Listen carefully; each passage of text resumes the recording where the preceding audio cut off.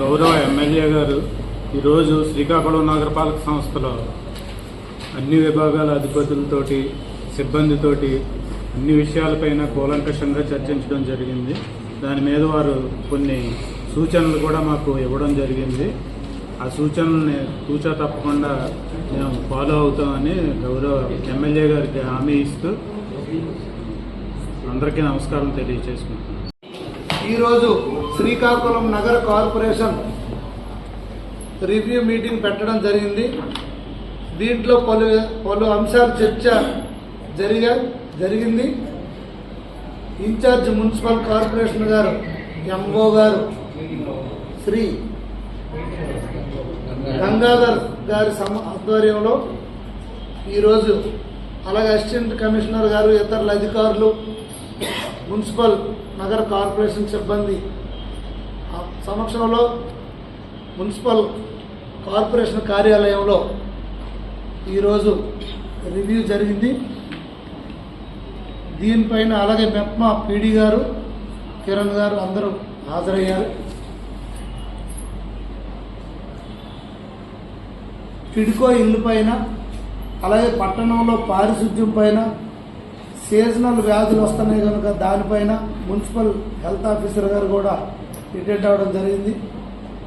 రేపటి నుండి 1 వీక్ పెద్ద ఎత్తున క్లీన్ అండ్ గ్రీన్ కార్యక్రమం చేపట్టి నగరం మొత్తం పారిశుద్ధ్య కార్యక్రమాలు మొదలుపెట్టి అలాగే ప్రధాన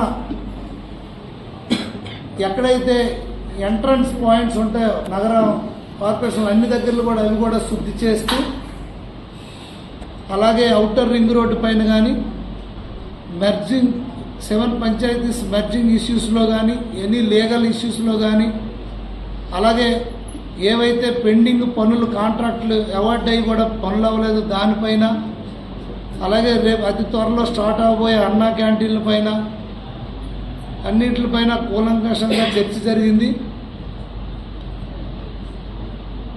చాలా వరకు కొన్ని ఇష్యూస్ మీద ఇంకా స్పష్టత రాలేదు.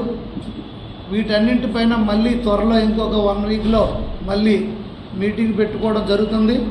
ఆ మీటింగ్లో కేంద్ర మంత్రివర్యులు స్థానిక ఎంపీ కింజరాపు రామ్మోహన్ నాయుడు గారు అలాగే జిల్లా నుండి రాష్ట్ర మంత్రివర్యులు శ్రీ కింజరాపు అచ్చెన్నాయుడు గారు కూడా హాజరవబోతున్నారు.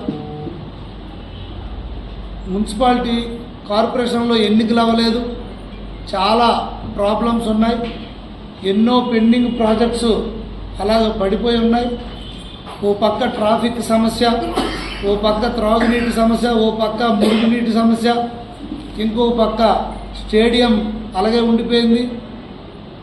అలాగే పాలకొండ రోడ్డు కూడా వైడనింగ్ అవ్వకుండా అది కూడా అక్కడ ఉండిపోయిన పరిస్థితి, రైల్వే స్టేషన్కి వెళ్ళే రోడ్డు. వీటన్నిటిపైన కూలంకషంగా చర్చ జరిగింది. దీనికి ప్రణాళికలు సిద్ధం చేసి ఏవైతే పెండింగ్ పనులు ఉన్నాయో